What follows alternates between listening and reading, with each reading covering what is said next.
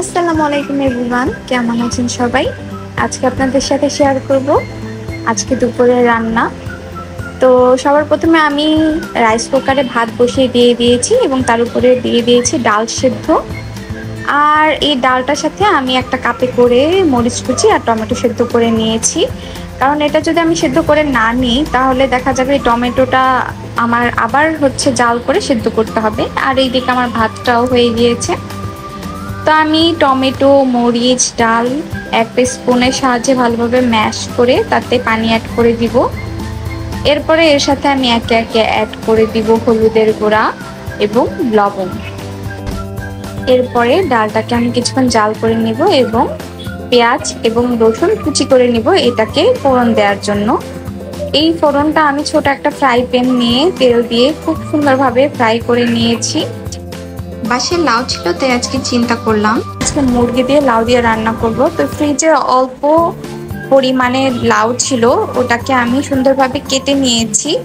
লাউটাকে আপনি একটু বড় সাইজ করে রাখবেন, কারণ লাউটা যেহেতু একটু পানি জাতীয় আর এটা সেদ্ধ হতেও কম সময় লাগে, তাই একটু বড় করে যদি না কাটেন তাহলে দেখা যাবে যে এটা একদম গলেই গিয়েছে। তো আমি একটা কড়াইতে তেল দিয়ে নিয়েছি এবং তার উপরে আমি দিয়ে নিব আমার ধুয়ে রাখা পরিষ্কার করে রাখা মুরগি। এই মুরগিটাকে আমি মোটামুটি সাইজ করে কেটেছি, কারণ এই মুরগি যত বড় হলে আসলে মুরগির টেস্ট অত আমি ভালো পাই না, কারণ এটাতে দেখা যায় মশলা ঠিকভাবে ঢোকে না। তো আমি একটু পিস পিস করে নিয়েছি। এরপর আমি একে একে এর মধ্যে পেঁয়াজ কুচি, মরিচের গুঁড়া, হলুদের গুঁড়া, লবণ, ধনিয়া, জিরা গুঁড়া এগুলো সবগুলো নিয়ে খুব ভালোভাবে এটাকে নেড়ে চেড়ে নিব। তো এরপরে যখন এটা মোটামুটি কষানো হয়ে যাবে তারপরে আমি এটাতে রসুন বাটা, আদা বাটা এবং এর সাথে অ্যাড করে দিব আমি গরম মশলা। এগুলো দিয়ে যখন খুব ভালোভাবে এটাকে কষানো হয়ে যাবে, দেখতেই পাচ্ছেন আমি যদিও তেল বেশি দিয়েছি, কারণ এটা আমি অনেকগুলো লাউ দেবো, এই জন্য তেলের পরিমাণটা একটু বেশি দিয়েছি যাতে এটা খেতে অনেকটা মজা হয়। পাকিস্তানিদের রান্নার রেসিপি দেখবেন তারা ম্যাক্সিমাম সময়ই চেষ্টা করে মুরগিটাকে একটু বেশি তেল দিয়ে রান্না করার জন্য।